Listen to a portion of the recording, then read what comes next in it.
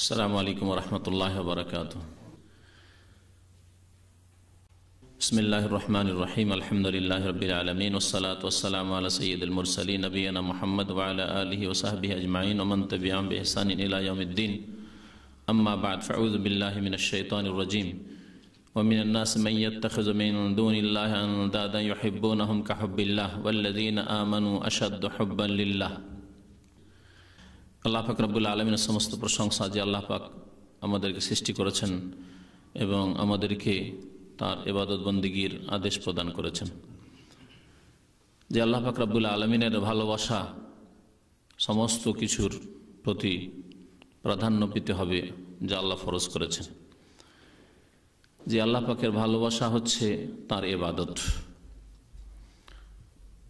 সালাত এবং সালাম নাজিল হোক প্রিয় নবী মুহাম্মদ রাসূলুল্লাহ সাল্লাল্লাহু আলাইহি ওয়াসাল্লামের প্রতি, যার ভালোবাসা আল্লাহ পাকের ভালোবাসার পর ফরজ। আল্লাহ পাককে ভালোবাসার পর রাসূলুল্লাহ সাল্লাল্লাহু আলাইহি ওয়াসাল্লামের ভালোবাসা ফরজ একজন মুমিনের জন্য। আজকে মঙ্গলবারে আমাদের ধারাবাহিক আলোচনা হচ্ছে জাল জয়ীফ হাদিস সম্পর্কে। তবে আজকে একটু ব্যতিক্রম আলোচনা করব। জাল জয়ীফ হাদিসের আলোচনা এই জন্য যাতে করে আমরা তার অনিষ্ট থেকে বেঁচে থাকি, জাল জয়ীফের ওপর আমল করা, সেসব বিশ্বাস করা থেকে বেঁচে থাকি যা ফরজ। আর আজকে আলোচনা করব এমন বিষয় যেসব কথা বিশ্বাস করা এবং যেসবের প্রতি আমল করা ফরজ, ইতিবাচক। জাল জয়ীফ শিখবেন নেতিবাচক দিকে লক্ষ্য করে, যে যা বিশ্বাস করা যাবে না, যার প্রতি আমল করা যাবে না। আর কোরআন কারীম রাসূলুল্লাহ সাল্লাল্লাহু আলাইহি ওয়াসাল্লামের সহিহ হাদিস যার প্রতি বিশ্বাস করতে হবে এবং তার প্রতি আমলও করতে হবে। গত শুক্রবারে একটা বিষয় নিয়ে আলোচনা করেছিলাম, বিষয়বস্তু জানা আছে কারো? আত্মার পরিশুদ্ধি। আত্মার পরিশুদ্ধি সম্পর্কে আলোচনা করতে গিয়ে একটি আলোচনায় অর্ধেক আলোচনাও শেষ হয়নি, অনেক সংক্ষেপ করার চেষ্টা করার পরেও।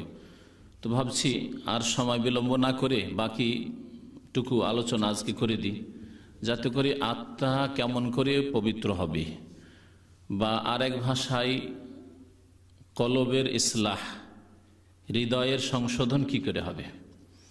কোরআনে কারীমে বিভিন্ন পরিভাষাগুলি আল্লাহ পাক রব্বুল আলামিন এই মর্মে উল্লেখ করেছেন, যার 10টি গত শুক্রবারে পেশ করেছি।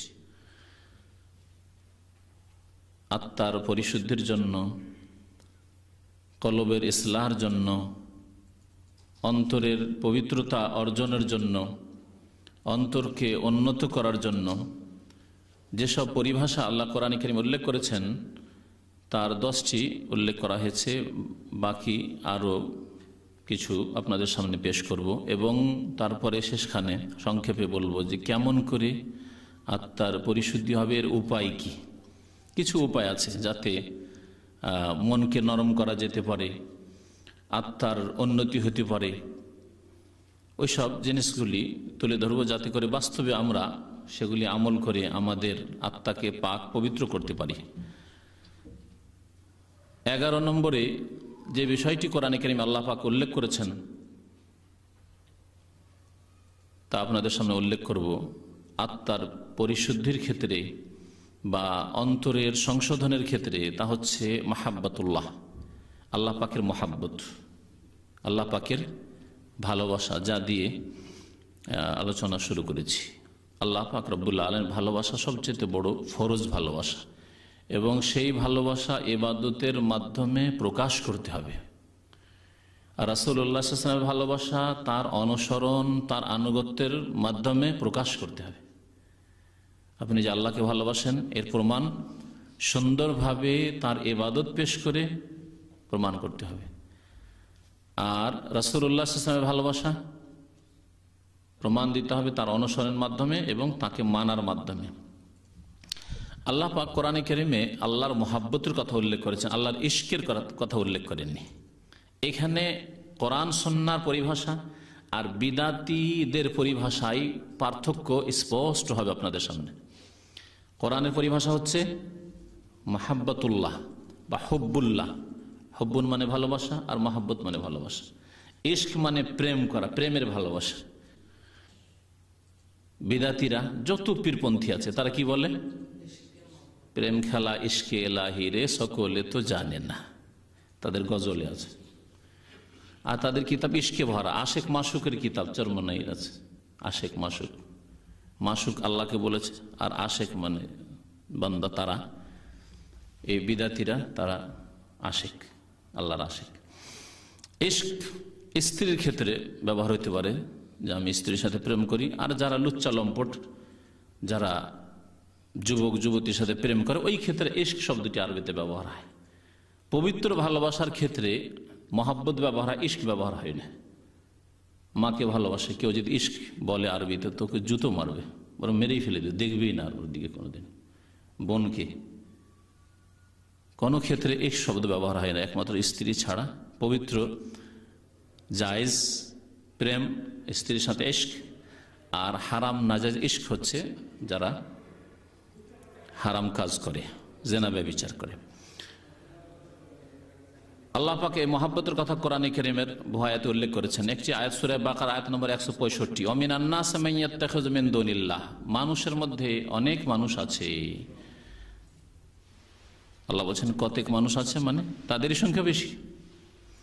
এই জন্য আমি বাস্তবের দিকে লক্ষ্য করে বললাম। আল্লাহ বলছেন কতক মানুষ এমন আছে যারা আল্লাহকে বাদ দিয়ে অন্য উপাস্য তারা সাব্যস্ত করে। ইয়াত্তাখিযু মিন দুনিল আনদাদা, বহু উপাস্য তারা সাব্যস্ত করে, আল্লাহর শরীক সাব্যস্ত করে। ইউহিব্বুনাহুম, দেবদেবীকে ভালোবাসে, পীর ফকির দরবেশকে ভালোবাসে, মাজারকে ভালোবাসে, যে যার পূজা করে তাদেরকে ভালোবাসে, সে সবকে ভালোবাসে। ইউহিব্বুনাহুম কাহুব্বিল্লাহ, আল্লাহর মতো, আল্লাহকে যেমন ভালোবাসা উচিত তেমন তারা আল্লাহ ছাড়া অন্যকে ভালোবাসে। আল্লাহর ভালোবাসা যেমন ফরজ, বা মুমিন যেমন আল্লাহকে ভালোবাসে তেমন তারা গায়রুল্লাহকে ভালোবাসে। কাহুব্বিল্লাহ ওয়াল্লাযীনা আমানু, পক্ষান্তরে যারা সত্যিকার অর্থে মুমিন, মুমিনদের আত্মার পরিশুদ্ধি কিভাবে হবে? আশাদ্দু হুব্বান লিল্লাহ, সবচাইতে বেশি আল্লাহকে ভালোবাসেন। হুব্বুন আল্লাহ উল্লেখ করেছেন আল্লাহ পাক রব্বুল আলামিন। আরেকটি আয়াতে ইরশাদ করেছেন সূরা আলে ইমরান আয়াত নম্বর 31, কুল ইন কুনতুম তুহিব্বুন আল্লাহ, হে নবী তুমি বলে দাও তোমরা যদি ইন কুনতুম তুহিব্বুন আল্লাহ, আল্লাহকে ভালোবাসো। আহাব্বা ইউহিব্বু থেকে মাহাব্বাতান হুব্বান, এগুলো হচ্ছে মাসদার, মাহাব্বত আর হুব। তোমরা যদি আল্লাহকে ভালোবাসো, তো আল্লাহ ভালোবাসার কথা হুব উল্লেখ করেছেন। ফাত্তাবিউনি, এর প্রমাণ হচ্ছে যে আমার অনুসরণ করো। নবী করিম সাল্লাল্লাহু আলাইহি ওয়াসাল্লামের অনুসরণ করলে বাস্তবে প্রমাণ দিতে পারবে যে তোমরা আল্লাহকে ভালোবাসো, তাহলে আল্লাহ তোমাদেরকে ভালোবাসবেন। ইউহিব্বুকুমুল্লাহ, আল্লাহ তোমাদের ভালোবাসবেন। আল্লাহর ভালোবাসার কথা আরেকটি আয়াতে সূরা মায়েদার আল্লাহ পাক উল্লেখ করেছেন আয়াত নম্বর 54, ইয়া আইয়ুহাল্লাযীনা আমানু, হে মুমিনরা, মান ইয়ারতাদ্দা মিনকুম আন দীনিহি, তোমাদের মধ্যে কেউ যদি আল্লাহর দিন থেকে ফিরে যায়, দিনের প্রতি আস্থা না রাখে, বা জন্মসূত্রে মুসলিম কিন্তু দিনের প্রতি আমল না করে, না নামাজ, না ফরজ, না ওয়াজিব, না হারাম থেকে বেঁচে থাকা, কিছু নেই। ফাসাউফা ইয়াতিল্লাহু বিকওম, আল্লাহ বলছেন আল্লাহ এমন জাতি নিয়ে আসবেন, ইউহিব্বুহুম ওয়া ইউহিব্বুনা, আল্লাহ তাদেরকে ভালোবাসবেন আর তারাও আল্লাহকে ভালোবাসবে। আল্লাহ পাক রব্বুল আলামিন যেই জাতির কামনা করেছেন যে তোমরা যদি এরকম জাতি না হও, তো আল্লাহ ওই জাতি নিয়ে আসবেন। সেই জাতি কেমন?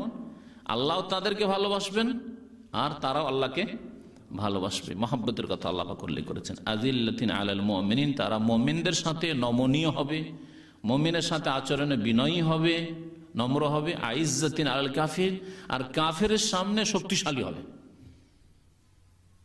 ইউজাহিদুনা ফি সাবিলিল্লাহ, আল্লাহ পাকের রাস্তায় তারা সংগ্রাম করবে, জিহাদ করবে। ওয়ালা ইয়াখাফুনা লাউমাতা লাইম, আর কোন তিরস্কারকারী তিরস্কার বলে, ভর্ৎসনা বলে কোন রকমের পরোয়া করবে না, ভয় করবে না।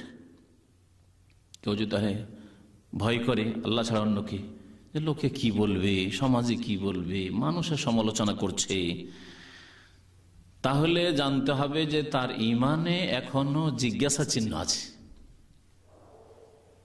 আল্লাহর দ্বীনের উপর আছেন কিনা, নবী করিম সাল্লাল্লাহু আলাইহি ওয়াসাল্লামের আদর্শের উপর আছেন কিনা, এটা দেখার বিষয়।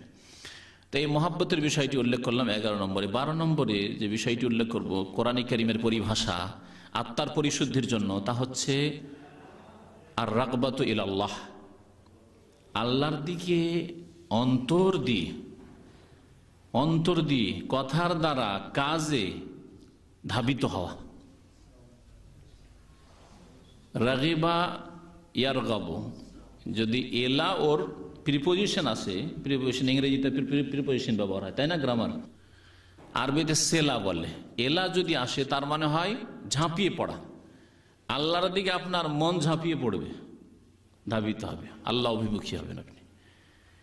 আল্লাহর দিকে আপনার কথাবার্তা আল্লাহর দিকে, আল্লাহর দিনের দিকে ঝাঁপিয়ে পড়বে, আপনার আমল আল্লাহর দিকে ঝাঁপিয়ে পড়বে। তাহলে আল্লাহর দিকে ডাক হলে, হাইয়া আলাস সালার ডাক হলে, হাইয়া আল ফালার ডাক হলে, এমনকি আল্লাহর রাস্তায় রক্ত দেওয়ার জন্য ডাক হলেও ঝাঁপিয়ে পড়বে। এই ছিল সাহাবায়ে কেরামদের আদর্শ। তারা কখনো আল্লাহর দিনের জন্য ঝাঁপিয়ে পড়ায় দ্বিধাদ্বন্দ্ব করেননি। আল্লাহ পাক রব্বুল কোরআন কারীমে এই বিষয়টি কয়েকটি সূরায় উল্লেখ করেছেন। সূরা তওবা একটি আয়াত রয়েছে, সূরা কালামে রয়েছে, সূরা আলাম নাশরাহ লাকা সাদরাক রয়েছে। আলাম নাশরাহ লাকা সাদরাকের আয়াত সবার মুখস্থ আছে, ছোট্ট একটি আয়াত। ফাইদা ফারাগতা ফানসাব ওয়া ইলা রাব্বিকা ফারগাব। আল্লাহ পাক নবী করিম সাল্লাল্লাহু আলাইহি ওয়াসাল্লাম বলছেন, হে নবী, ফাইদা ফারাগতা, যখন তুমি অবসর হয়ে যাবে, কাজকর্ম করে অবসর, দাওয়াতের কাজ করে অবসর, যখনই দেখবে অবসর হয়েছে, ফানসাব, তখন ইবাদত বন্দেগীতে কঠোর পরিশ্রম করা। ধরেন বর্তমান আমাদের অবস্থা, যখন আপনার ডিউটি, মালিকের ডিউটি শেষ হয়ে গেছে, কারণ বেতন নিচ্ছেন, ডিউটি করতে হবে, ডিউটি শেষ হয়ে গেছে, অবসর সময়, আপনার সময় এখন এটা। ফানসাব, আল্লাহ বলছেন কঠোর পরিশ্রম করে ইবাদত বন্দেগী, ইলম হাসিল করেন কঠোর পরিশ্রম করে। সুতরাং ইসলামিক সেন্টারে এসে ইলম শিখেন আর আমল করেন, কারণ আগে ইলম শিখতে হবে আর তারপরে আমল করতে হবে। আমল করতে, যেমন রাত্রে কমপক্ষে 1-8 ঘন্টা উঠে আল্লাহ পাকের সাথে নির্জনতায় কথা বলেন, আল্লাহর কাছে দোয়া করেন। ফাইদা ফারাগতা ফানসাব ওয়া ইলা রাব্বিকা ফারগাব, আর হে নবী, তোমার রবের দিকে তুমি ঝাঁপিয়ে পড়ো। ফারগাব আল্লাহ বলেছেন, এখান থেকে রাগবাত, রাগবাত মানে আগ্রহী হওয়া। আর রাগিবা মিনহু, যদি রাগিবা আনহু হয় মানে বিমুখ হওয়া। যেমন নবী সাল্লাল্লাহু আলাইহি ওয়াসাল্লাম হাদিস আছে, মান রাগিবা আন সুন্নতি, আমার সুন্নত থেকে, আমার আদর্শ থেকে কেউ যদি বিমুখ হয়ে যায়, মুখ ফিরিয়ে নেয়, তাহলে একটি শব্দ ওর সেলা বা প্রিপোজিশনের কারণে বিপরীত অর্থ বহন করছে। রাগিবা আনহু মানে মুখ ফিরিয়ে নেওয়া, আর রাগিবা ইলাইহি মানে ঝাঁপিয়ে পড়া, তার উল্টো একবারে। আল্লাহ পাক কোরআনে কারীমে আর ইরশাদ করেছেন সূরা কালামের আয়াত নম্বর 32-এ, আসা রব্বুনা ইউবদিলানা খায়রাম মিনহা, শীঘ্রই আশা করা যায় যে আল্লাহ পাক রব্বুল আমাদেরকে এর চাইতে উত্তম দেবেন। যারা ওই বাগান ওয়ালাদের ঘটনা যে রয়েছে সূরা কালামে, যারা বাপ তো দান খেরাত করতো, ওরা রাতারাতি কেটে মেরে নিয়ে চলে আসো, ফল আর দান করবো না, আল্লাহ পাক রাতারাতি জ্বালিয়ে ধ্বংস করে দিলেন ওই বাগানকে। ওই ঘটনার পরিপ্রেক্ষিতে তারা তওবা করছে আর বলছে যে আল্লাহ পাক ওর চাইতে ভালো ইনশাআল্লাহ দেবেন, কারণ আমরা তওবা করেছি। ইন্না ইলা রাব্বিনা রাগিবুন, কারণ আমরা আল্লাহর দিকে ধাবিত হয়েছি, ঝাঁপিয়ে পড়েছি, আল্লাহর দিকে আমরা ঝাঁপিয়ে পড়েছি। ওয়ালাউ আন্নাহুম রাযু মা আতাহুমুল্লাহু ওয়া রাসূলুহু, আল্লাহ পাক সূরা তওবাতে ইরশাদ করেছেন আয়াত নম্বর 59, তারা যদি আল্লাহ যা দিয়েছেন তাতে রাজি হয়ে যেত এবং রাসূলুল্লাহ সাল্লাল্লাহু আলাইহি ওয়াসাল্লাম যা দিয়েছেন তাতে রাজি হয়ে যেত। নবী সাল্লাল্লাহু আলাইহি ওয়াসাল্লামের জীবদ্দশায় জিহাদের ময়দান থেকে ফিরে এসে গনিমতের ধন সম্পদ বন্টন করে যা নবী করিম সাল্লাল্লাহু আলাইহি ওয়াসাল্লাম দিচ্ছেন, ওই অবস্থা আল্লাহ তুলে ধরেছেন। এর মানে এই নয় যে নবী সাল্লাল্লাহু আলাইহি ওয়াসাল্লাম তার ইন্তেকালের পরে কিছু দিচ্ছেন, কারণ এই আয়াত বিদাতীরা কবর পূজারে পেশ করেছে। দেখো আল্লাহ বলছেন যে মা আতাহুমুল্লাহু ওয়া রাসূলুহু, আল্লাহ যা দেন তার রসুল দেন। তাহলে রসুল দেয়, তাহলে রসুল তাহলে দেন, সুতরাং রসুলের কাছে চাইতে হবে। এটা বেরলবিরা বলছি আয়াত থেকে, অপবাক্য আয়াতের। কারণ আয়াতের প্রেক্ষাপট হচ্ছে যে মুনাফিকরা নবী সাল্লাল্লাহু আলাইহি ওয়াসাল্লামের সমালোচনা করতো আর বলতো মুহাম্মদ ইনসাফ করে না, ন্যায় বিচার করে না। আউযুবিল্লাহ, মুনাফিকরা এসব সমালোচনা করতো। আল্লাহ বলছেন তারা যদি রাজি হয়ে যেত, আল্লাহ পাক যা দিয়েছেন তাদের ভাগ্যে জুটেছেন তাতে, ওয়া রাসূলুল্লাহ সাল্লাল্লাহু আলাইহি ওয়াসাল্লাম যা দিচ্ছেন গনিমতের ধন সম্পদ, ফায়ের ধন সম্পদ, সাদাকা দান খেরা যা আছে বাইতুল মাল, তা থেকে যা দিচ্ছেন তাতে যদি সন্তুষ্ট হয়ে যেত, ওয়া কালু, আর যদি বলতো হাসবুনাল্লাহ, আল্লাহ আমাদের জন্য যথেষ্ট। দেখেন এখানে ওর জবাব আছে, গত সপ্তাহে বলেছি না, বিদাতীরা যে আয়াতই তাদের অপব্যাখ্যা করে তাদের দলিল হিসেবে পেশ করেছে, তার বিপরীত দলিল ওই আয়াতে মজুদ আছে। আল্লাহ বলছেন ওয়াকালু, এবং তারা যদি বলতো হাসবুনাল্লাহ, আল্লাহ আমাদের জন্য যথেষ্ট। এখানে কেন বলেন হাসবুনাল্লাহ ওয়া রাসূলুহু, আল্লাহ আমাদের জন্য যথেষ্ট আর রাসূল আমাদের জন্য যথেষ্ট, কথা বলেছেন? আল্লাহ এটা শিখাননি। তাহলে বোঝা গেল যথেষ্ট আমাদের জন্য কে? একমাত্র আল্লাহ। হাসবুনাল্লাহ তাওহীদের শিক্ষা এখানে স্পষ্ট করে দেওয়া হয়েছে যে নবী সাল্লাল্লাহু আলাইহি ওয়াসাল্লাম জীবদ্দশায় যা ভাগ বন্টন করে দিচ্ছেন তাতে সন্তুষ্ট যদি হয়ে যেত, আর বলতো হাসবুনাল্লাহ, আল্লাহ আমাদের জন্য কাফি, আল্লাহ আমাদের জন্য যথেষ্ট। সাইয়ুতিন আল্লাহু মিন ফাদলিহি, শীঘ্রই আল্লাহ তার অনুগ্রহ আমাদেরকে দান করবেন। এখানে রাসূলের কথা আল্লাহ তো উল্লেখ করলেন না। সাইয়ুতিন আল্লাহু মিন ফাদলিহি ওয়া রাসূলুহু, রাসূলের কথা আল্লাহ পাক উল্লেখ করেছেন, কিন্তু হাসবুনাল্লাহ যেখানে আল্লাহ পাক যথেষ্ট সেখানে শুধু আল্লাহর নাম উল্লেখ করেছেন। সাইয়ুতিন আল্লাহু মিন ফাদলিহি ওয়া রাসূলুহু, আল্লাহ পাক তার অনুগ্রহ দান করবেন এবং রাসূলুল্লাহ সাল্লাল্লাহু আলাইহি ওয়াসাল্লাম তার অনুগ্রহ দেবেন আমাদেরকে শীঘ্রই। ইন্না ইলাল্লাহি রাগিবুন, তার সাথে দেখেন দুইবার করে রাসূলের যখন নাম এসেছে তখন দুইবার করে তাওহীদের কথা ফিরিয়ে আল্লাহ নিয়ে এসেছেন। ইন্না ইলাল্লাহি রাগিবুন, নিশ্চয় আমরা আল্লাহর দিকে ঝাঁপিয়ে পড়েছি। যদি রাসূলুল্লাহ সাল্লাল্লাহু আলাইহি ওয়াসাল্লামের কাছ থেকে কিছু পাওয়ার হইতো তাহলে এখানে আল্লাহ শিখাতেন ইন্না ইলাল্লাহি ওয়া রাসূলিহি রাগিবুন, আমরা আল্লাহর দিকে রাসূলের দিকে ঝাঁপিয়ে পড়েছি, ধাবিত হয়েছি। তা তো সেখানে আল্লাহ পাক রব্বুল হাসবুন আল্লাহর জায়গায় একমাত্র আল্লাহ পাকের কথা আল্লাহ উল্লেখ করেছেন। ইলাল্লাহি রাগিবুন, একমাত্র আল্লাহর দিকে আমরা ধাবিত, আল্লাহ পাক উল্লেখ করেছেন। কোরআনের পরিভাষা আত্মার পরিশুদ্ধির ক্ষেত্রে আগ্রহী হওয়ার বিপরীত একটা রয়েছে। যেমন আল্লাহর দিকে ঝাঁপিয়ে পড়বেন তেমনি আল্লাহর ভয় থাকবে। রাগবাতুনের বিপরীত হচ্ছে রাহবাতুন। রাহবাতুন মানে ভয় পাওয়া, খৌফুন মানে ভয়, খাশিয়াতুন মানে ভয়, এগুলি কোরআনী পরিভাষা আল্লাহ উল্লেখ করেছেন। আর রাহবাতুন ইয়াদউনানা রাগাবান ওয়া রাহাবা, আম্বিয়া কিরাম সম্পর্কে কয়েকজন আম্বিয়ার কথা সূরা আম্বিয়ার আয়াত নম্বর 90 আল্লাহ পাক উল্লেখ করার পর বলেছেন ফাস্তাজাবনা লাহু, আমি তার দোয়া কবুল করলাম। ওয়া হাবনা লাহু ইয়াহিয়া, আর তাকে ইয়াহিয়া দান করলাম। কে তাহলে? তিনি জাকারিয়া আলাইহিস সালাম। জাকারিয়া নবী আলাইহিস সালাম সম্পর্কে আল্লাহ বলছেন যে আমি তার দোয়া কবুল করলাম। ওয়া হাবনা লাহু ইয়াহিয়া, এবং তাকে আমি ইয়াহিয়া নামে সন্তান দান করলাম। ওয়া আসলাহনা লাহু যাওজা, এবং তার স্ত্রীকে আমি এর যোগ্য করলাম যে গর্ভধারণ যেন করতে পারে, কারণ বুড়ি হয়ে গেছে, 80-90 বছর বয়স, এই বয়সে সাধারণত গর্ভধারণ করেন। আল্লাহ বলছে ওয়া আসলাহনা লাহু যাওজা, তার স্ত্রীকে গর্ভধারণ করার যোগ্য করলাম। ইন্নাহুম কানু ইউসারিউনা ফিল খায়রাত, এরা এই নবীগণ তারা দৌড় দিতেন নেকির কাজগুলিতে, ফিল খায়রাত ওয়ায়াদউনানা রাগাবান ওয়া রাহাবা, এবং আমাদের কাছে আল্লাহ বলেছেন বহু বচন, কিন্তু অর্থ আমাদের কাছে যদি শাব্দিক অর্থ করি তো অনেকে বিব্রত হবে, সেই জন্য এক বচন দিয়ে অর্থ করছি ওয়ায়াদউনানা রাগাবান ওয়া রাহবা, এবং আমি আল্লাহ পাক বলছেন আমার কাছে তারা দোয়া করে রাগাবান ওয়া রাহবা, ঝাঁপিয়ে পড়ে, ধাবিত হয়ে, ওয়া রাহবান, এবং ভয়ে। ছেলেকে যদি ভালো তরবিয়ত করেন, আপনি ভালো লালন পালন করেন, তো ছেলে আপনাকে ভালোবাসবে আর ভয়ও করবে। এটা হচ্ছে ছেলের সঠিক তরবিয়ত, ছেলে মেয়েদের সঠিক প্রশিক্ষণ, যে আপনার ছেলে মেয়ে যাতে আপনাকে ভালোবাসে আর ভয়ও করে। দুটোর একটা যদি থাকে আরেকটা না থাকে তাহলে আপনার মধ্যে ত্রুটি আছে। যেমন কিছু ছেলে আছে ভালোবাসে কিন্তু ভয় করে না, ভালোবাসে ভয় করে না, যার ফলে ভালোবাসতে বাসতে দিল জুতার বাড়ি, দিল 2 গালে 2 চড়। দেখেছেন ছোট বাচ্চা 3 বছর 4 বছর বুঝতে শিখেছে, তারপরে দিল বাপ মাকে চড়, মায়ের দিল, হা হা করে হাসছে বেকুপের মতো। ভালো তরবিয়ত করেন না আপনি তাহলে। আর এর বিপরীতটা যদি হয় ভালোবাসে না, শুধু ভয়ই করে, আপনার ছেলে মেয়ে যদি এমন হয় আপনাকে দেখলে এমন ভয় করে লুকিয়ে যায়, বাড়ির যতক্ষণ আসেনি খেলাধুলা করছিল, এদিক ওদিক ছোটাছুটি করছিল, যেমন আপনাকে দেখেছে যে দরজা ঢুকেছেন তেমন কোথায় যে লুকিয়ে যা পাওয়া যায় না। এরকম কিছু লোক আছে না সমাজে? তাহলে আপনার ছেলে মেয়েদের তরবিয়তে ত্রুটি আছে। শুধু ভয় করে আপনাকে কিন্তু ভালোবাসে না, যার ফলে লুকিয়ে যাচ্ছে, বাইরে থেকে আসছেন আপনার কাছে ছেলে মেয়েরা আসবে না।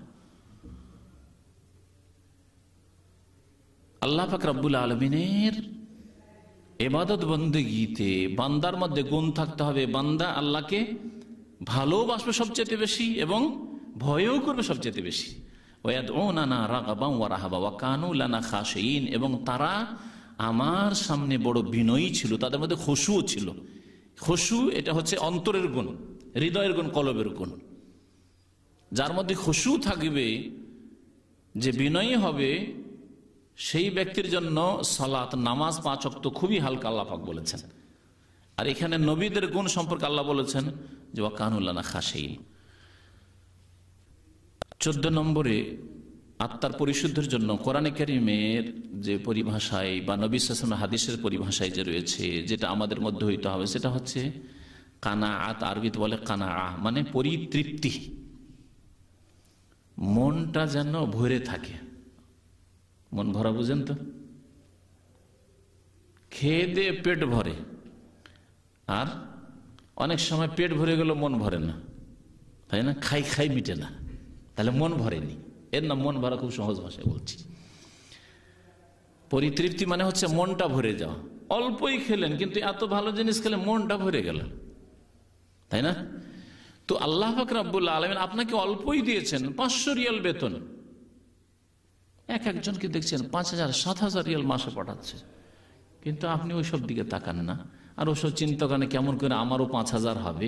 আমি হালাল পেয়েছি, এই 500 আমার 5,000 হারাম, এই দিক সেদিক করতে হবে, ডানে বামে না। আলহামদুলিল্লাহ, এতে আমার মন ভরে গেছে। পেট যদিও না ভরে, পেট খালি থাকে, আমার চিকিৎসার পয়সা জুটাতে পারছে না, ছেলে মেয়েদের যথেষ্ট ভালো স্কুলে মাদ্রাসায় পড়াবার খরচ জুটাতে পারছে না, আমি গ্রামে তো গ্রামে থেকে গেলাম, কাঁচা বাড়িতে পাকা বাড়ি করতে পারছে না, তাহলে পেট ভরে না, মানে ভালো, মানে দুনিয়ার আয়েশ আরামের ব্যবস্থা ওই রকম তো হচ্ছে না, কিন্তু মন ভরে আছে। যা আল্লাহ দিয়েছেন তাতে মনটা আপনার ভরে আছে। এর নাম হচ্ছে কানাআত, পরিতৃপ্তি। নবী করিম সাল্লাল্লাহু আলাইহি ওয়াসাল্লামের হাদিস, মান আসবাহা মিনকুম মুআফান ফি জাসাদিহি, তোমাদের মধ্যে কেউ যদি শারীরিক দিক থেকে সুস্থ হয়, শারীরিক দিক থেকে সুস্থ, আপনি দেখেন তো কত বড় নিয়ামত, সুস্থ আছেন। হাসপাতালে গিয়ে দেখে আসেন, আর হাসপাতাল দেখতে গেলে অন্তর নরম হয়। জি, একটা আপনার মধ্যে আল্লাহর নিয়ামত রয়েছে কি, যে আপনি শারীরিক দিক থেকে সুস্থ, কোনো রোগ নেই, বড় মারাত্মক কোনো রোগ নেই যেটা টেনশন তৈরি করে দিচ্ছে, এইরকম রোগ নেই। সর্দি কাশি আছে, আজকে আছে কালকে নেই, সবার থাকে। আমেনান ফি সিরবিহি, আর নিজ গৃহে নিরাপদ, বাড়িতে নিরাপদ। যেসব দেশে রাত দিন গোলাবর্ষণ হচ্ছে, চোর ডাকাত থেকে নিরাপদ নয়, রাস্তায় বেরিয়ে গেলে বাড়ি ফিরতে পারবো কিনা কোনো ঠিক নেই, উঠিয়ে নিয়ে যাচ্ছে, কত অশান্তিতে তারা আছে, চিন্তা করুন দেখি। আমিনান ফি সিরবিহি, নিজের বাড়িতে নিরাপদ আপনি। ইনদাহু কুতু ইয়াউমিহি, আর তার কাছে তার একদিনের কোন রকম চলার খাদ্যের ব্যবস্থা আছে, চলার মতো খাদ্যের ব্যবস্থা আছে, খুব বেশি নয়, খুব ভালো ভালো খাবে এমন নয়, কোন রকম ডাল ভাত খাওয়ার ব্যবস্থা আছে, শুকনো রুটি সামান্য কিছু দিয়ে সবজি দিয়ে খাওয়ার ব্যবস্থা আছে। ইনদাহু কুতু, কুত মানে কোন রকম চলার মতো খাবার। ফাকান্না মাহিজাত লাহু দুনিয়া, তাহলে যেন তাকে সারা দুনিয়া দিয়ে দেওয়া হয়েছে, যথেষ্ট আপনার জন্য। আপনি সুস্থ আছেন, হাসপাতালে না, হাত পা ভেঙে না, মাথা ভেঙে আছে, বেহুশ হয়ে আছেন এমন না, হাসপাতালে দেখেন গিয়ে। আর আপনি নিরাপদ, আপনার কোনো টেনশন নেই যে কে কখন মেরে দিবে আমাকে, আমার ছেলেকে, আমার বিবিকে, কি হবে আমার, এরকম কোনো চিন্তা নেই, আলহামদুলিল্লাহ। আর আপনার কালকের চিন্তা নেই যে কালকে কি খাবে ছেলে মেয়েরা সকালবেলা, না, কালকের ব্যবস্থা আছে, তার পরের দিনের ব্যবস্থা নেই, কালকে মেহনত করবেন, তার পরের দিন ব্যবস্থা আল্লাহ দেবেন। এই জন্য ইন্দাহ কুতু, একদিনের কথা বলা হয়েছে, যে একদিন থাকলে যথেষ্ট, একদিন আছে আপনার কাছে, একদিন সময় আছে আবার আগামী দিনের জন্য রোজগার করার, আল্লাহ সময় দিয়েছেন। তো অন্তরে পরিতৃপ্তি থাকলে আত্মার পরিশুদ্ধি হবে। আর খাই খাই যদি থাকে, খাই খায়ের লক্ষণ হচ্ছে নিজের কাছে টাকা পয়সা নাই, ব্যবসা শুরু করবেন, 10,000 টাকা আপনার, বাকি 2 লাখ টাকা, 1 লাখ টাকা, 1.5 লাখ টাকা হচ্ছে ধার করা, এটা খাই খায়ের লক্ষণ, পেট ভরছে না। জমি কেনার টাকা নেই, এত টাকা ধার নিলেন যে 2 বছর 3 বছরও পরিশোধ করতে পারবেন না, অথচ আপনার আয়ু হয়তো 6 মাস নেই, হয়তো 3 মাস নেই, কখন মরে যাবেন আপনি। চিন্তা করেন আপনি, আশ্চর্য কথা, কি করে আপনি এই সাহস করছেন? 2-4-5 লাখ টাকা মানুষের নিয়ে বসে আছে, জমি কেনার জন্য হোক, অথবা বাড়ি করার জন্য হোক, অথবা যে কোনো ব্যবসা করার জন্য হোক, অথচ আপনি জানেন না যে আপনার মওত কখন আসতে পারে। খাই মিটছে না, এটা হচ্ছে খাইয়ের লক্ষণ। আর অন্তরে পরিতৃপ্তির লক্ষণ হচ্ছে যে মাসে যা পাচ্ছি তা দিয়ে আমাকে চলতে হবে, যতটা আমার চাদর লম্বা ততটাই পা লম্বা করতে হবে। জি, চাদর যতটা ততটাই পা লম্বা করতে হবে। পা এত লম্বা করে দিন না যে চাদর ছোট পড়ে যাচ্ছে, তাহলে পা ঢাকা যাবে না। বুঝতে পারছেন তো না? যতটা আয় উপার্জন আপনার, ওই হিসাবে আপনি চলেন।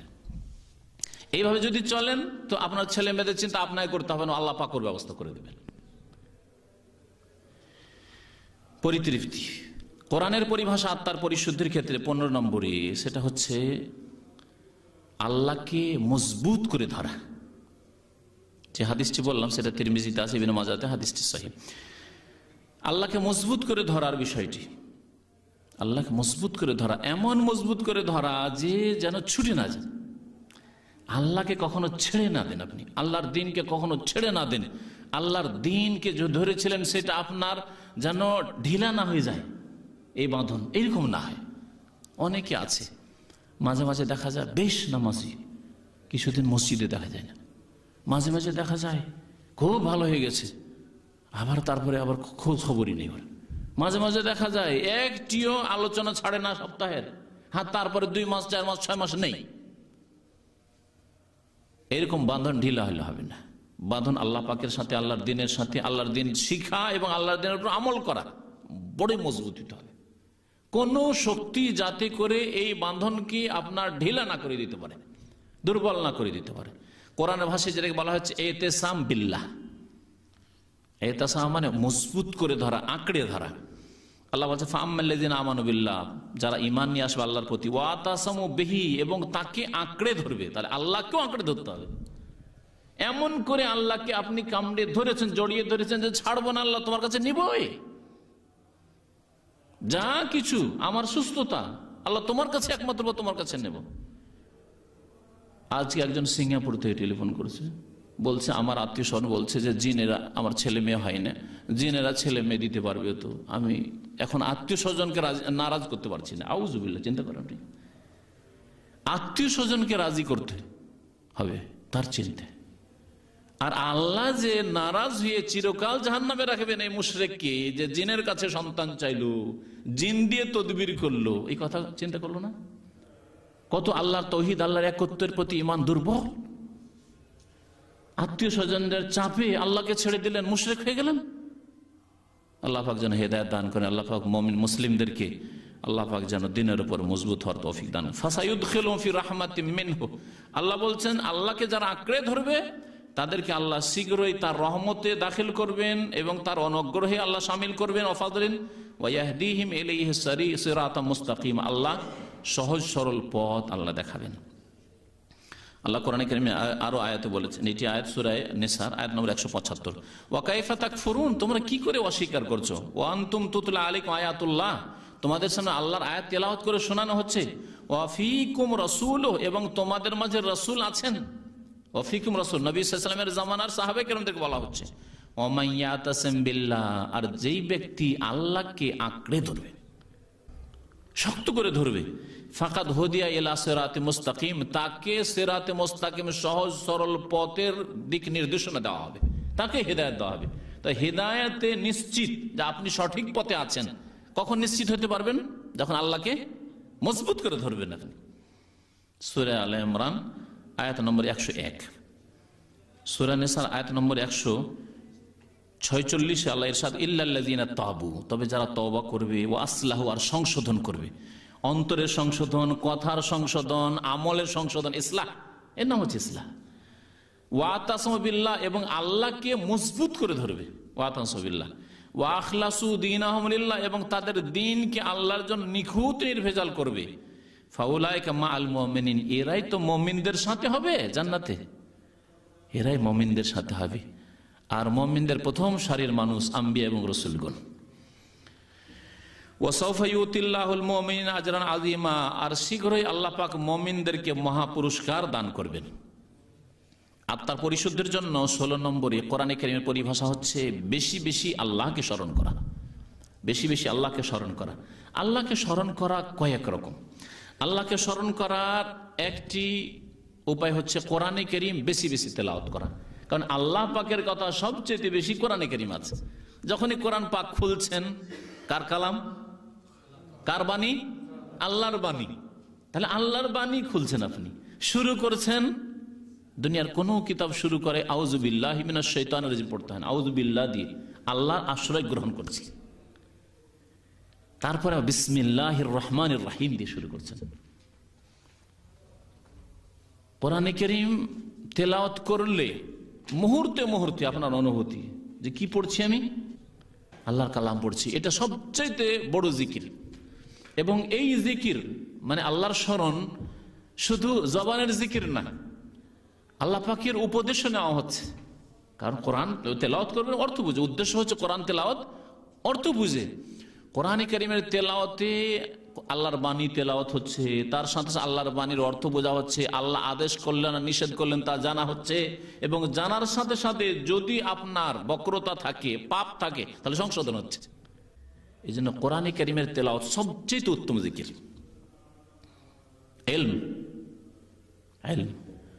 ইলমের জ্ঞানের আসল উৎস হচ্ছে আল কোরআনুল কারীম।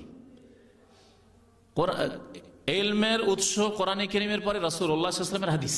এই দুটো জিনিসকে মজবুত করে ধরতে বলা হয়েছে এই জন্য, তাই না?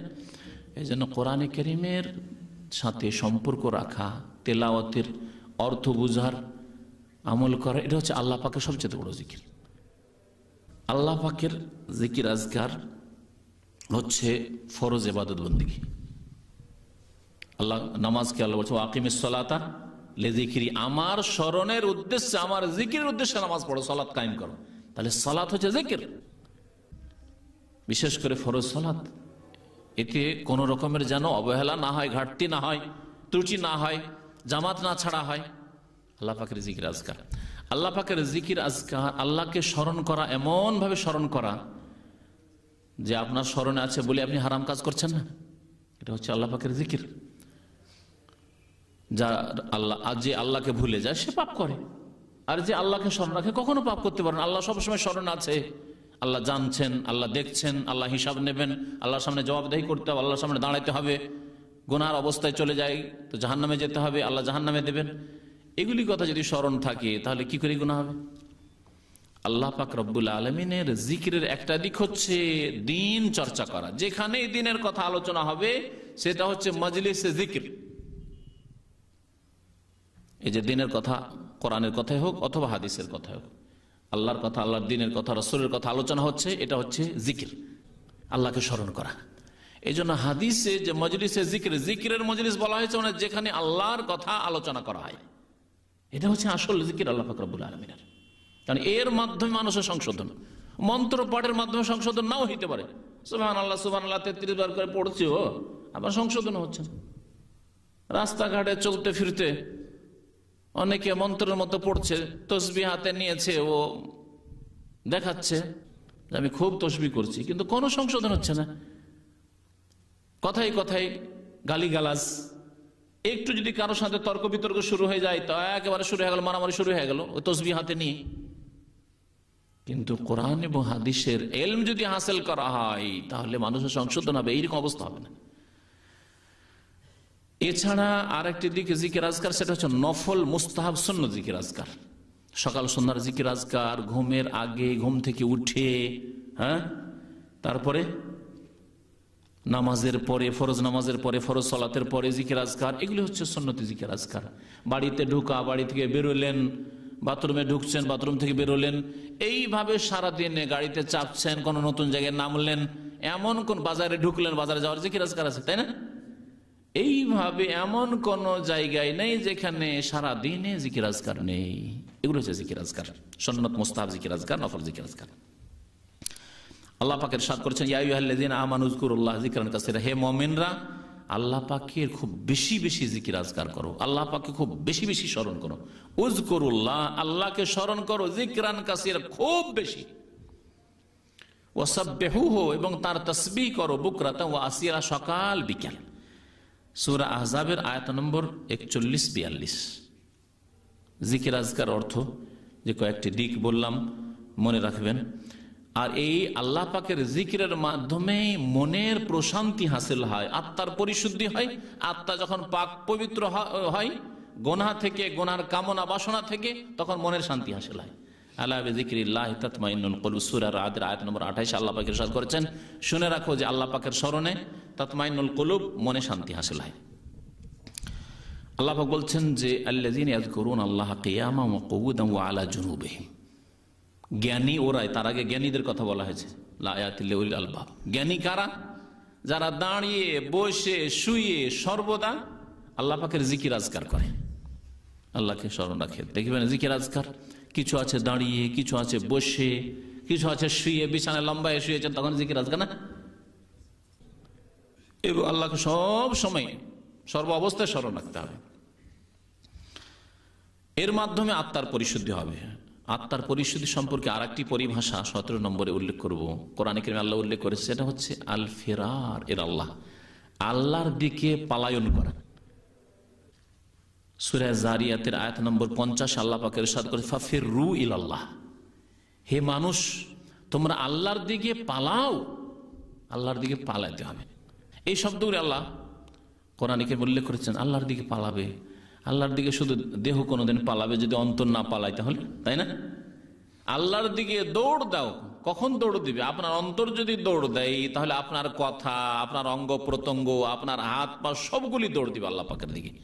ফাফিরু ইলাল্লাহ, তোমরা আল্লাহর দিকে পলায়ন করো, আল্লাহর দিকে দৌড় দাও। ইন্নী লাকুম মিনহু নাযীরুম মুবিন, আমি আল্লাহর আযাব থেকে তোমাদেরকে সুস্পষ্ট সতর্ককারী, আল্লাহ পাক বলছেন। কোরআনে কারীমের পরিভাষা আত্মার পরিশুদ্ধির জন্য হচ্ছে তওবা এবং ইস্তিগফার, আল্লাহর দিকে ফিরে আসা। তওবা একটি, আর আরেকটি হচ্ছে ইস্তিগফার। আল্লাহর দিকে ফিরে আসা হচ্ছে তওবা, আপনি গুনাহ থেকে মুখ ফিরিয়ে নিলেন, গুনাহ বন্ধ করে দিলেন, গুনাহর ওপর অনতপ্ত লজ্জিত হলেন এবং প্রতিজ্ঞা করলেন আর আগামীতে গুনাহ করব না। কয়টি শর্ত বললাম? 3টে বললাম না? আর মানুষের যদি হকে গুনাহ করেন, আপনি মানুষের হক নষ্ট করেন, তাহলে দেওয়ার হলে সেটা দিয়ে দিতে হবে, পরিশোধ করে দিতে হবে। ধার নিয়েছেন, দিয়ে দিতে হবে। ধার না দিয়ে আল্লাহর কাছে তওবা করতে, আল্লাহ তুমি মাফ করো, আল্লাহ তুমি মাফ করে দাও, অমুকের টাকা আমি দিতে পারলাম না, চলবে? চলবে না। আর কারো যদি চুরি করে থাকেন, দিয়ে দিতে হবে। আর যদি সেটা পরিশোধ করার না হয়, কাউকে গাল দিয়েছেন, কারো গীবত করেছেন, কারো চুগলখড়ি করেছে ইত্যাদি, কারো এরকম কোনো ক্ষতি করেছেন, তাহলে মাফ নিতে হবে দুনিয়াতেই, মওতের আগে। না হলে কিয়ামতের দিনে নেকি থেকে দিতে হবে। নেকি যদি শেষ হয়ে যায়, নেকি না থাকে, তাহলে তার গুনাহ নিয়ে জাহান্নামে যেতে হবে। তওবা করা, ইস্তিগফার করা, আল্লাহর কাছে মাফ চাওয়া, ক্ষমা প্রার্থনা করা। আল্লাহ পাক রব্বুল কোরআন কারীমে বহু আয়াতে তওবা ইস্তিগফার করতে বলেছেন। সূরা হুদের আয়াত নম্বর 52 ইরশাদ করেন, ইয়া কওমে, হে আমার সম্প্রদায়। হুদ আলাইহিস সালাম তার জাতিকে বলেছেন, ইস্তাগফিরু রাব্বাকুম, তোমরা তোমাদের রবের কাছে মার্জনা কামনা করো, ক্ষমা চাও। সুম্মা তুবু ইলাইহি, তারপরে তার দিকে তওবা করে ফিরে আসো। ইস্তিগফার এবং তওবা একসাথে আল্লাহ পাক বলেছেন। ইস্তাগফিরু রাব্বাকুম সুম্মা তুবু ইউরসিলিস সামা আলাইকুম মিদরারা, তাহলে আসমান থেকে আল্লাহ পাক মুষলধার বৃষ্টি দেবেন। আজকাল সুবহানাল্লাহ, দুনিয়ার মধ্যে সবচাইতে ভালো দেশ সৌদি আরব, ঈমান এবং আমলের দিক দিয়ে তুলনামূলক। যদিও দুনিয়ার কোনো জায়গায় পাপ গুনাহ থেকে মুক্ত নেই, কিন্তু এখানে গুনাহ হইলে লুকিয়ে হচ্ছে, আর আমাদের দেশে খোলাখুলি প্রকাশ, শিরক প্রকাশ্যে হচ্ছে। আমাদের দেশে কিছু বলার ক্ষমতা আছে?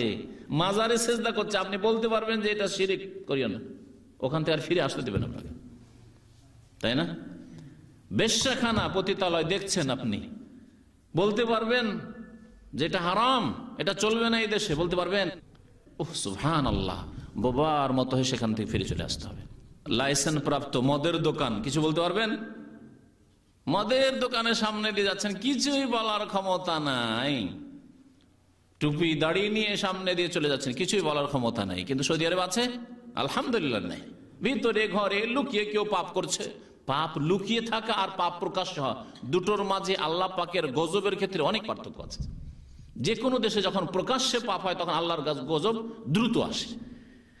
হাত্তা ইউলেনু বিয়া হাদিস আছে, যদি প্রকাশ্যে পাপ করে। আর লুকিয়ে লুকিয়ে পাপ করলে আল্লাহ অনেক দিন ধরে মাফ করেন, অনেক দিন সময় দেন সংশোধনের জন্য, যে হয়তো এরা সংশোধন করে নেবে। তারপরে চিন্তা করে ইস্তেসকার নামাজ প্রায় মাসে একবার হচ্ছে, মাস 2 মাস পর পর ইস্তেসকার নামাজ হচ্ছে। ইস্তেসকার নামাজ গত সোমবার হয়েছে, বৃষ্টি হলো। আল্লাহ বলছেন যে তওবা করো, ইস্তেগফার করো, আল্লাহ মুসুলধারে বৃষ্টি দেবেন। আল্লাহর কথা সত্য, এতে কোনো সন্দেহ আছে? সামান্য সন্দেহ আছে? কোনো সন্দেহ নেই। কিন্তু সন্দেহ কোথায় তাহলে? আমাদের আকীদা, আমলে, আমাদের আখলাক, চরিত্রে। কত মানুষের হক নষ্ট করছে, কত আল্লাহর হক নষ্ট করছে, কত ওয়াক্ত নামাজ নষ্ট করছে, আর ইস্তেসকার নামাজ কত হারাম খাচ্ছে। দুয়া কবুল না হওয়ার, তওবা ইস্তেগফার আল্লাহর দরবারে কবুল হচ্ছে না, আল্লাহ বৃষ্টি দিচ্ছেন না, আল্লাহর ওয়াদা পুরা হচ্ছে না, এর পিছনে বিভিন্ন কারণ আছে। আল্লাহ বলছেন ইউরসিলিস সামা আলাইকুম মিদরা, তারপর হচ্ছে না। মুসুলধার বৃষ্টি আল্লাহ ওয়াদা করেছেন। ওয়ায়াজিদকুম কুওয়াতান ইলা কুওয়াতিকুম, তোমাদের শক্তি আরো বেশি বৃদ্ধি করে দেবেন তোমরা যে তওবা ইস্তেগফার করো। তাহলে তওবা ইস্তেগফার করলে নগদ ফায়দা, বৃষ্টি পেলে নগদ ফায়দা, দুনিয়ার ফায়দা। আর আরো শরীরে শক্তি হবে, আরো জনবলে শক্তি হবে, আরো ধনমালে শক্তি হবে। আল্লাহ তোমাদের যা শক্তি আছে আরো বেশি শক্তি বৃদ্ধি করে, সব দুনিয়ার ফায়দা, নগদ নগদ আল্লাহ ফায়দার কথা উল্লেখ করেছেন। এই জন্য তওবা ইস্তেগফারে কোনো বখিলি করবে না। তওবা ইস্তেগফার করলে নবী করিম সাল্লাল্লাহু আলাইহি ওয়াসাল্লাম হাদিস আছে, মানুষ যখন গুনাহ করে তখন তার হৃদয়ে, কলবের উপর একটা করে দাগ পড়তে থাকে। এক গুনাহ একটা দাগ পড়লো, আর এক গুনাহ আর এক দাগ পড়লো, দাগ পড়তে থাকে। গুনাহর সাথে সাথে তওবা করে আল্লাহ আর করব না, আল্লাহর কাছে মাফ চাইলেন, তখন ওই দাগ ভেনিশ হয়ে যায়, মুছে যায়। আর যদি আপনি গুনাহ করতে থাকেন, গুনাহ করতে থাকেন, অনেক গুনাহ হয়ে গেল, তওবা ইস্তেগফার নেই, আল্লাহর কাছে মাফ চাইলেন না, সংশোধন করলেন না, তাহলে গোটা যে হৃদয়টা আছে তার দিকে দাগ পড়ে পড়ে কালো হয়ে যায়।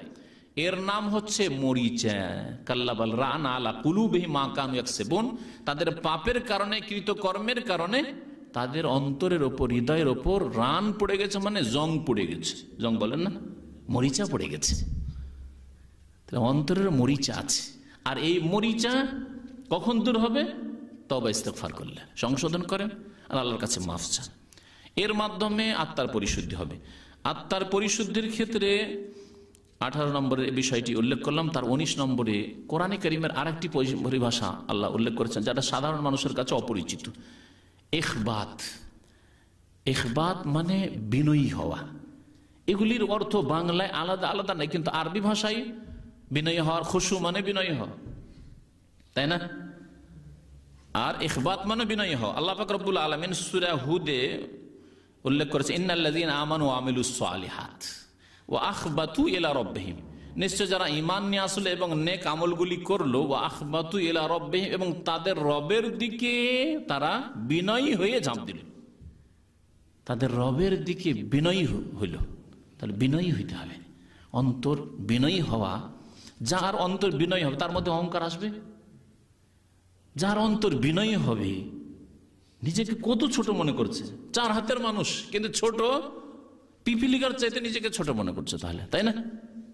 যেই ব্যক্তি মনে করে যে আমাকে যদি আল্লাহ ইচ্ছা করে যে পিপিলিকা দিয়ে মারতে পারবেন, এটা হচ্ছে পিপিলিকার চাইতে ছোট মনে করে। এর মানে এই নয় যে আপনি পিপিলিকার চাইতে নিজেকে নিকৃষ্ট সৃষ্টি মনে করবেন। যেমন এক শ্রেণী বিদাতিরা মনে করে যে আমরা কুকুরের মতো, আর ওরা বলে আমরা যদি মদিনার কুকুর হইতাম। শুনেছেন ওদের বিদাতিদের বক্তব্য, বিদাতিদের গজল, যে মানুষ না হয়ে আল্লাহ যদি মদিনার কুকুর হইতাম। উর্দুতে আছে, ফার্সিতে আছে সাগে মদিনা, বেরেলিরা বলে সাগে মদিনা। কুকুরের কুকুর, মদিনার কুকুরের কুকুর, হ্যাঁ মদিনার কুকুর কুকুর হইতো। সুবহানাল্লাহ, চিন্তা করতে পেরেছেন? এগুলো বিদাতি কথা। কিন্তু আপনি নিজেকে অত্যন্ত দুর্বল, কমজোর মনে করবেন যে আল্লাহ ইচ্ছা করলে আমাকে একটা মশা দিয়ে মারতে পারেন, এটা পিপিলিকা দিয়ে মারতে পারেন।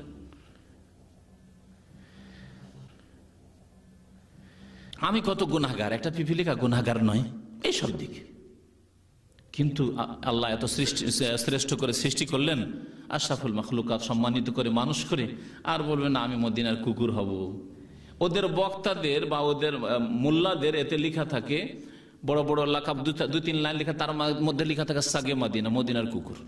উর্দু ভাষায় তারা লিখে, মদিনার কুকুর, ওমর পীরে কিবলা আর মদিনার কুকুর, সাগে মদিনা। দেখি ওরা চাইছে না। একদিক দিয়ে কথা ঠিক আছে, যারা শির কুফরি করে মরবে তারা কুকুর চাইতে নিকৃষ্ট আল্লাহ পাকের কাছে। উলাইকা কাল আনাম বাল হুম আযাল, ওরা চতুষ্পদ জন্তুর মতো, বরং এর চাইতে নিকৃষ্ট আল্লাহ বলছেন। আল্লাহ পাক সূরা হজে এই বিষয়টি উল্লেখ, ওয়াবাশশিরিল মুখবিতিন, আল্লাহ বলছেন হে নবী তুমি সুসংবাদ দিয়ে দাও যারা বিনয়ী তাদেরকে, মুখবিতিন যাদের মধ্যে ইখবাত, যাদের অন্তরে আছে বিনয়ী, যাদের অন্তর, তাদেরকে তুমি সুসংবাদ দিয়ে দাও। 20 নম্বরে আত্মার পরিশুদ্ধি সম্পর্কে যে বিষয়টি কোরআনে কারিমের পরিভাষা উল্লেখ করছে সেটা হচ্ছে তাজকিয়াতুন নফস। তাজকিয়াতুন নফস মানে হচ্ছে আত্মার পরিশুদ্ধি, নিজের নফসকে কলুষিত না করা, বরং পাক পবিত্র করা। নফস, হৃদয়, কলব, আপনার অন্তর কেমন করে পাক পবিত্র হবে এর ব্যবস্থা করা।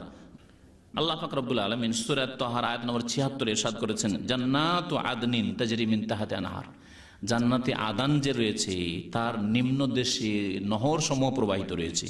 খালেদিনা ফিহা, সেখানে তারা চিরকাল থাকবে, মুমিন মুমিনাত যারা সৎকর্মশীল। যালিকা জাযাউ মান তাযাক্কা, এটা কার প্রতিদান, কাকে আল্লাহ বদলা দেবেন জান্নাত? যালিকা জাযাউ মান তাযাক্কা, যারা আত্মাকে পাক পবিত্র করলো, হৃদয়কে পাক পবিত্র করলো গুনাহ থেকে, দুনিয়ার লোভ লালসা থেকে, পাপের কামনা বাসনা থেকে, শিরক থেকে, বিদআত থেকে, এদের প্রতিদান হচ্ছে জান্নাত। আল্লাহ পাক রব্বুল আলামিন সূরা আশ-শামসে ওয়া দুহাহাতে বলেছেন, কাদ আফলাহা মান যাক্কাহা, সার্বিক কল্যাণ হাসিল করবে, মঙ্গল পাবে, মান যাক্কাহা, ওই লোকেরা যারা কি করবে, আত্মাকে পাক পবিত্র করবে, মান যাক্কাহা। ওয়া কাদ খাবা মান দাসসাহা, আর ব্যর্থ হবে, খাবা ব্যর্থ হয়ে যাবে, সুবহানাল্লাহ, জান্নাত পেতে ব্যর্থ হয়ে যাবে, জাহান্নামে গিয়ে ব্যর্থ হয়ে যাবে, জান্নাত থেকে মাহরুম হয়ে যাবে। খাবা, খাবার মানে ব্যর্থ হয়, খাবার মানে হয় উদ্দেশ্য পুরা না হওয়া, হতভাগা হয়ে যাওয়া, ক্ষতিগ্রস্ত হওয়া। ক্ষতিগ্রস্ত হবে কারা? মান দাসসাহা, যারা আত্মাকে কুলুষিত করলো, আত্মাকে পাপে, শিরকের পাপে, কুফরির পাপে, বিদাতের পাপে, হিংসার পাপে, বিদ্বেষের পাপে, বহু যে আত্মার রোগ রয়েছে সেসব পাপে ডুবিয়ে দিল। আল্লাহ পাক সূরা আলাতে বলেছেন, কাদ আফলাহা মান তাযাক্কা, যারা আত্মাকে পাক পবিত্র করলো তারা সার্বিক কল্যাণ হাসিল করবে। ওয়া যাকারা ইসমা রাব্বিহি, এবং রবের নামের জিকির আজকার করলো, রবের নাম স্মরণ করলো। আল্লাহকে কোনোদিন ভুলে যায় না, কোনো সময় ভুলে যায় না, কোনো মুহূর্তে ভুলে যায় না। ওয়া যাকারা ইসমা রাব্বিহি ফাসাল্লা, আল্লাহকে যে মনে রাখে সেই জন্য ফাসাল্লা, নামাজ পড়ে। সালাত কেন আদায় করে, নামাজ কেন পড়ে? আল্লাহকে মনে রেখেছে। এ হচ্ছে আত্মার পরিশুদ্ধি সম্পর্কে বা অন্তরের ইসলাহ সংশোধন সম্পর্কে কোরআনে কারীমের পরিভাষা প্রায় 20টির মতো উল্লেখ করলাম। এখন শেষখানে এই অল্প সময়ের মধ্যে আর কয়েকটি বিষয় উল্লেখ করব যে আত্মার পরিশুদ্ধির উপায় কি, ওসিলা, মাধ্যম কি, কিভাবে। অনেকের হৃদয়ে, বরং অধিকাংশ আমরা এমন মানুষ, আজকাল এমন যুগের মানুষ আর এমন মুসলিম যে আমাদের অন্তর এত শক্ত, এত শক্ত যে অন্তর নরম হতে চায় না।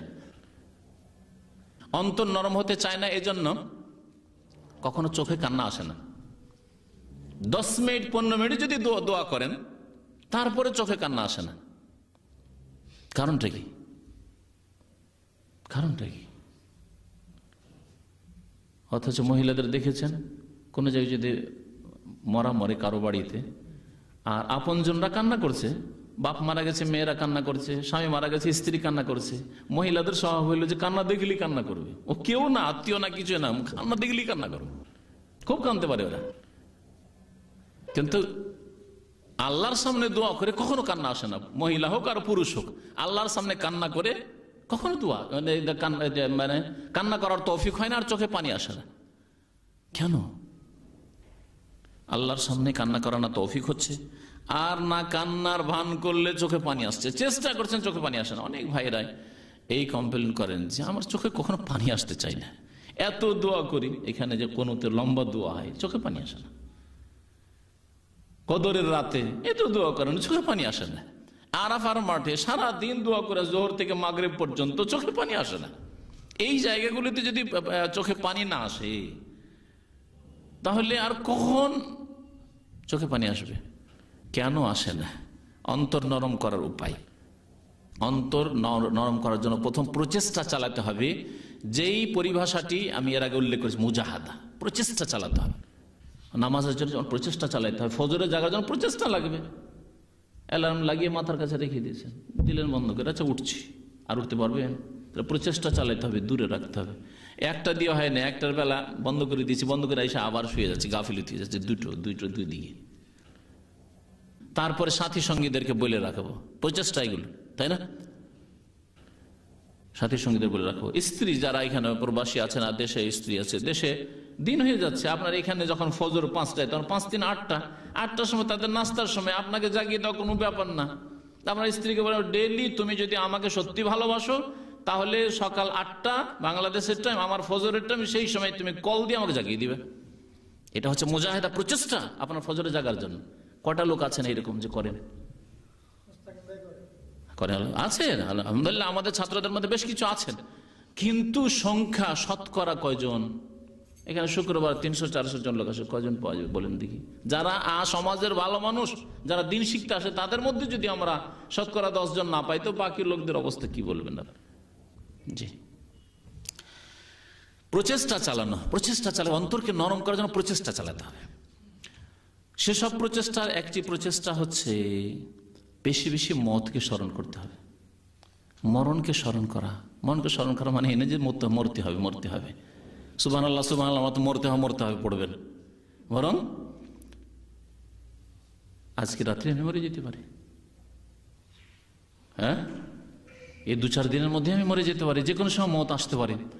এত লম্বা লোভ লালসা কেন? এত দূর পর্যন্ত আমার টার্গেট কেন? এই করব। বিশেষ করে ঋণের বোঝা নেওয়া, মানুষের হক নষ্ট করে রাখা। দিচ্ছেন না আপনি, আপনার সব কাজ হচ্ছে, কিন্তু ঋণ পরিশোধ করছেন না। আজকাল সমাজের লোক এরকমই। ঋণের আলোচনা করতে গিয়ে আমি বলেছি যে আজকাল যদি কারো সাথে শত্রুতা করতে হয়, তোকে ধার দিয়ে দাও। আর যদি ধার না দিতেন, প্রথমখানে একটু মনটা খারাপ হইতো, বাকি সময় ঠিক থাকতো কিন্তু আপনার সাথে চলাফেরা। আমি কয়েকবার 300-500 রিয়াল ধার দিয়ে কয়েকজনকে দেখেছি। আর দেশে এরকমই, আমি 4-5 হাজার টাকার মধ্যে দিই, আর এই আশা করে দিনে যে ফিরিয়ে দেবে। জানি যে ফিরিয়ে চাওয়া যাবে, আমি চাইতেও পারবো না, আর দিবেও না। এই টাকা আদায় করার জন্য বাড়ি কাদা করে দিতে হবে। কাদা করা বুঝেন তো? আর যদি দূরে হয় তো রাস্তার যাতায়াত খরচে ও টাকা শেষ হয়ে যাবে, তারপর আদায় করা মুশকিল আছে আজকালকার চরিত্র মানুষের। তো তাহলে আপনার মহৎ স্মরণ থাকলে আপনি এত দূর লম্বা লোভ লালসা করবেন না। কবর জিয়ারত করা, আজকাল মাসকে মাস চলে যাচ্ছে, আমরা কিন্তু কবর জিয়ারত করছি না। বিশেষ করে বিদেশে আসার পরে, দেশেও কবর জিয়ারত মানে বেদাতি জিয়ারত। লোকজন গেলে একসাথে গিয়ে সম্মিলিত মোনাজাত ধরলেন, আর না হলে এমনিতে যাবেন না। কবর জিয়ারত মানে মত স্মরণ করা। আমার বাবা এখানে আছেন, আমার চাইতে শক্তিশালী ছিলেন, আমার চাইতে বিচক্ষণ ছিলেন, আমাকে এখানে আসতে হবে। আর আমার চাইতে বিচক্ষণ থাক আর না থাক, যে কোনো মানুষকে এখানে আসতে হবে। রাসূলুল্লাহ সাল্লাল্লাহু আলাইহি ওয়াসাল্লাম সাইয়্যিদুল মুরসালিন চলে গেছেন মাটিতে, খোলাফায়ে রাশিদিন সাহাবায়ে কেরাম আইম্মায়ে কেরাম চলে গেছেন, আল্লাহর নেক বান্দারা দুনিয়া থেকে চলে, কেউ দুনিয়াতে থাকেনি। আমাকেও যেতে হবে। কবর এই জন্য দেখতে যেতে হয়, এতে অন্তর নরম হয়। নবী করিম সাল্লাল্লাহু আলাইহি সাল্লাম রাতের অন্ধকারে বাকির কবরস্থান জিয়ারত করতে যেতেন। এটা কি সুন্নত নয়? এটা সুন্নত নয়? অবশ্যই সুন্নত। কিন্তু আমাদের কত ত্রুটি যে আমরা রাত্রে তো দূরের কথা, দিনেও কবরস্থান যাই না। কবরস্থান জিয়ারত করলে মত স্মরণ আসে, কবরস্থান জিয়ারত করলে অন্তর নরম হয়। যে আজকে এখানে আমাকে আসতে হতে পারে, যে কোনো সময় এখানে আমাকে আসতে হবে। আর যখন মানুষ মুমূর্ষু অবস্থায় থাকে, মৃত্যু মুখে পতিত হয়ে যাচ্ছে, মৃত্যুর দুয়ারে একবারে মানুষ যখন খবর পাচ্ছেন যে ওই লোকটি মরমর অবস্থা, দৌড় দিয়ে চলে যান ওখানে, ওর বাড়িতে গিয়ে দেখেন যে কি অবস্থায় মারা যাচ্ছে, কেমন হয় মারা যাচ্ছে, ওই দৃশ্যটা দেখেন, ওতে অন্তর নরম হয়। ওলামায়ে কেরামগণ, এগুলো পরীক্ষিত জিনিস। যদি মাঝে মাঝে আপনি গ্রামে এলাকাতে যে কেউ মারা যাচ্ছে মমির অবস্থা খবর পেয়েছেন, দৌড় দিয়ে ছুটে চলে যান, আর কি ওখানে দেখেন। কবরস্থান আপনি যান। এইভাবে যদি এই কাজগুলি করেন, মওতকে স্মরণ করেন, তারপরে আরেকটা অসুস্থ ব্যক্তিকে দেখতে যান, অসুস্থ ব্যক্তিকে দেখতে যান হাসপাতালে। এখানকার অনেক নেক মানুষকে, আমি হাসপাতালে যখন ভর্তি থেকেছি, কয়েকবার ভর্তি হয়েছি হাসপাতালে, এখানে তো দামাম হাসপাতালে একবার ভর্তি ছিলাম।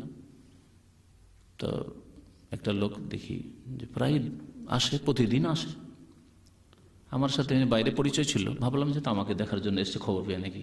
কি ব্যাপার? বলছে না, আমি আপনার কোন আত্মীয় এখানে আছে নাকি হাসপাতাল? বলছে না, কোনো আত্মীয়। একদিন হলো, তারপরের দিন, প্রতিদিন দেখি। ও তার বলছে না যে ডেলি আমি এই কাজে আসি, বুঝতে পারলাম যে ডেলি ওই লোক আসে শুধু অন্তরকে নরম করার জন্য, রোগী দেখার জন্য। অ্যাক্সিডেন্ট যখন হয়, দুর্ঘটনা হয়, দুর্ঘটনা দেখেন তো দেখে আসেন কাছে থাকলে, সুবহানাল্লাহ, অন্তর নরম হবে। হায়, যদি আমি এই ব্যক্তি হইতাম, এই দুর্ঘটনার শিকার যদি আমি হইতাম, অন্তর নরম হবে। এই অবস্থাগুলি দেখতে যেতে হয়।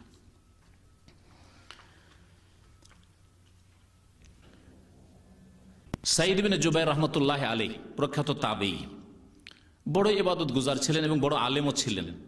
তিনি বলছেন, লাউ ফারাকা যিকরুল মাউতি কলবি লা খাশিতু আন ইউফসাদা আলাইয়া। আমার অন্তর থেকে মতের স্মরণ যদি আলাদা হয়ে যায়, পৃথক হয়ে যায়, মানে আমি যদি কিছুক্ষণ মত স্মরণ না করি, তাহলে আমাকে ভয় লাগছে যে আমার অন্তরে বিপর্যয় সৃষ্টি হয়ে যাবে, অন্তর আমার বাঁকা হয়ে যাবে, অন্তর আমার নষ্ট হয়ে যাবে, ফাসাদ সৃষ্টি হয়ে যাবে অন্তরে। তাহলে তাবেঈন কেরাম তারাও অন্তরকে নরম করার জন্য মতকে স্মরণ করতেন।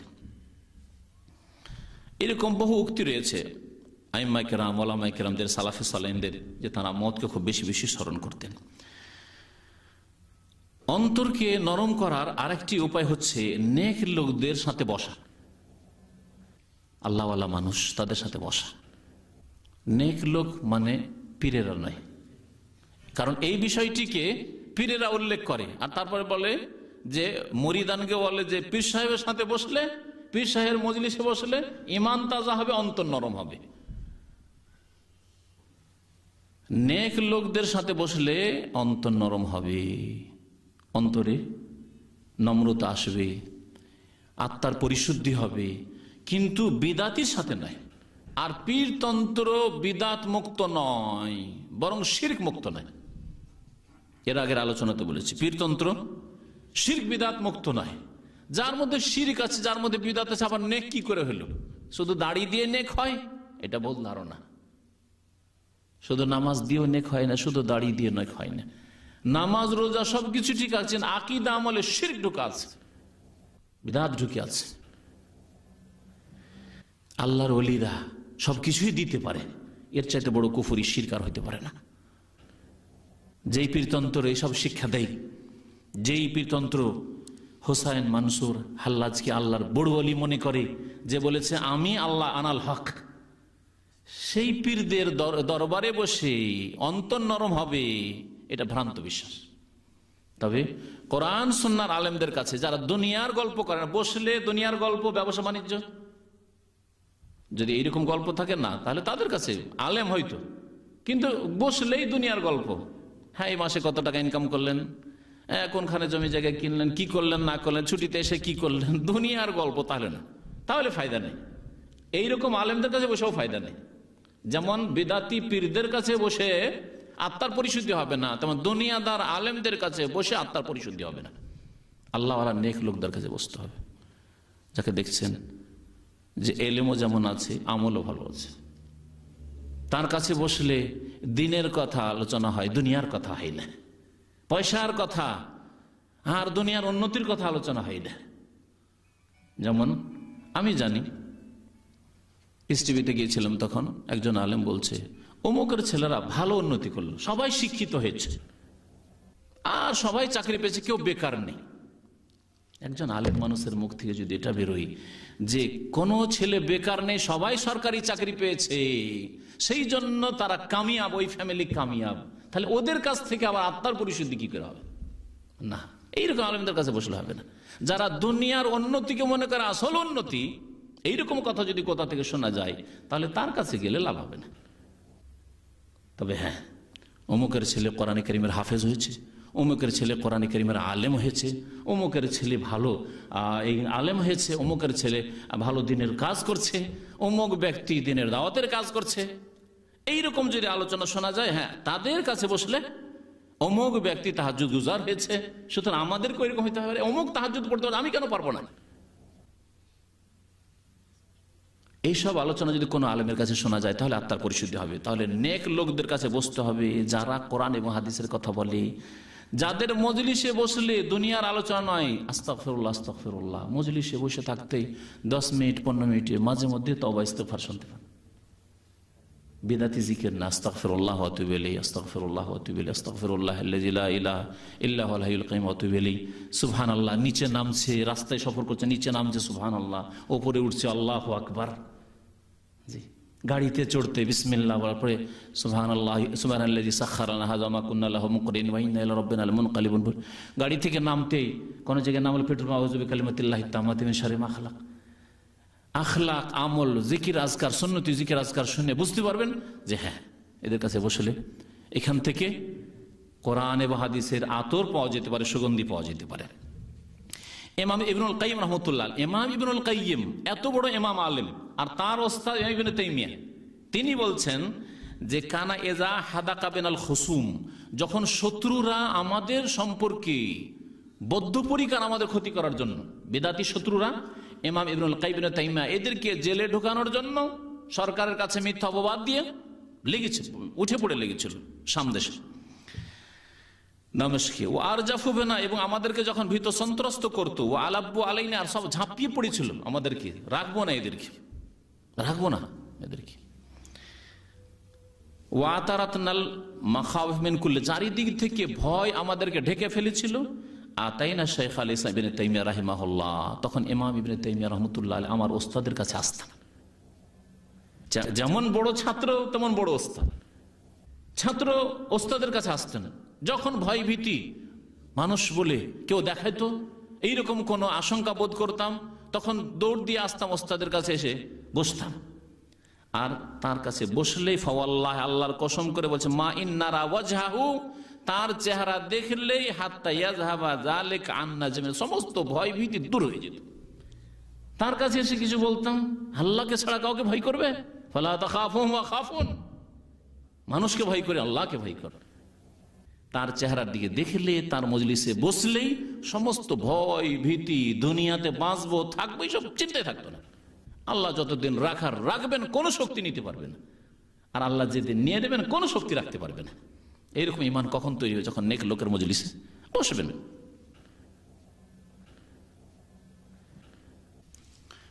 ইমাম আব্দুল্লাহ ইবনে মুবারক, তিনি একজন বড় মুহাদ্দিস ছিলেন। তিনি বলছেন যে এজা নাজারতু ইলাল ফুযাইল ইবনে আয়াজ, ফুযাইল ইবনে আয়াজ বড় নেক লোক, পরহেজগার লোক, আবেদ লোক ছিলেন এবং আলেমও ছিলেন। এরা বিদাতি ছিলেন না সুফিদের মতো, বিদাতি সুফি। কোরআন সুন্নাহ মোতাবেক যে আধ্যাত্মিকতার কথা বললাম, আত্মার পরিশুদ্ধের কথা বললাম, এগুলি ছিল ইমাম ফুযাইল ইবনে আয়াজের। কারণ এর নাম ব্যবহার করেছে, ফাজাইল আমলে প্রচুর এর নাম ব্যবহার করা হয়েছে।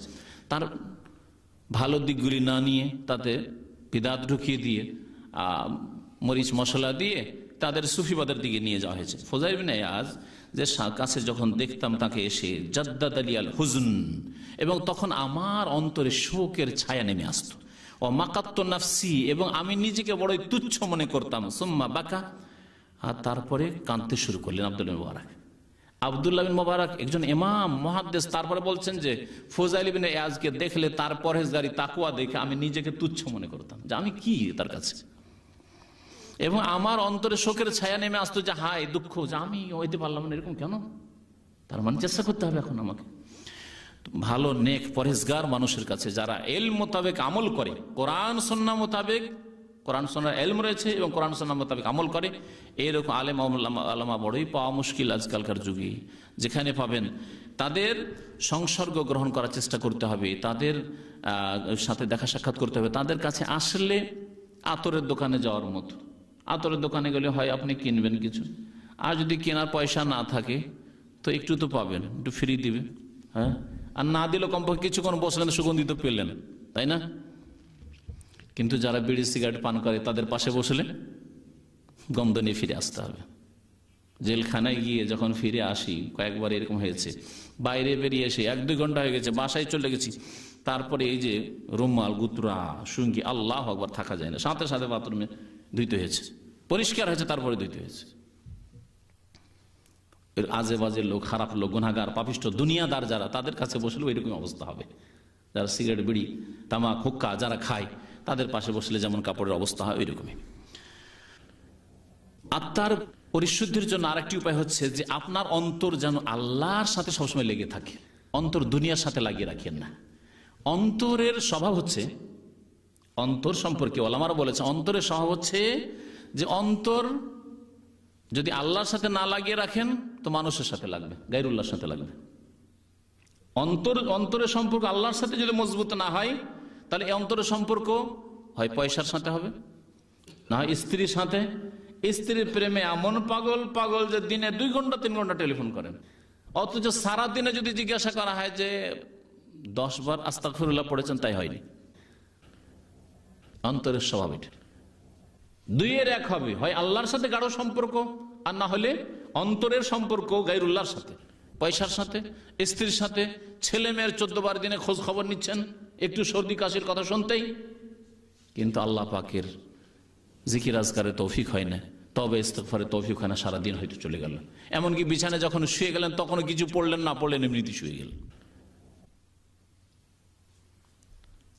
এইরকমই যারা হয়তো পদের উন্নতি চায়, নেতাদের সাথে অন্তর ঝুলা আছে, আমার অমুক নেতা ঠিক থাকলে পার্টি লেভেলে, তাহলে আমার উন্নতি হবে। চেয়ারম্যান থেকে এমপি, এমপি থেকে মিনিস্টার, মিনিস্টার থেকে অমুক আরো বড় মন্ত্রী, ছোট মন্ত্রীতে বড় মন্ত্রী, ওর অন্তর ঝুলা আছে নেতার সাথে, পার্টির সাথে। এইরকম অন্তর ঝুলা আছে যারা কোম্পানিতে কাজ করেন, ফোরম্যান, সুপারভাইজার, মুদিরের সাথে। আমার মুদির রাজি, আমার বস রাজি, আমার ফোরম্যান রাজি, আমার সুপারভাইজার রাজি, সব ঠিক। অন্তর ঝুলা আছে ওতে, কারণ আপনি দেখছেন যে আমার বেতন বাড়বে এতে, সুতরাং কোনো নাজায়েজ হুকুম হইলেও করব, ওকে রাজি রাখতে হবে, ঘুষ দিতে হবে। ঘুষ দিলে ঠিক বকশিস, ঘুষ বলছেন আজকাল, বকশিস বলছে, বকশিস দিলে সব ঠিক আছে। অন্তরকে আল্লাহর সাথে জড়াবার চেষ্টা করতে হবে।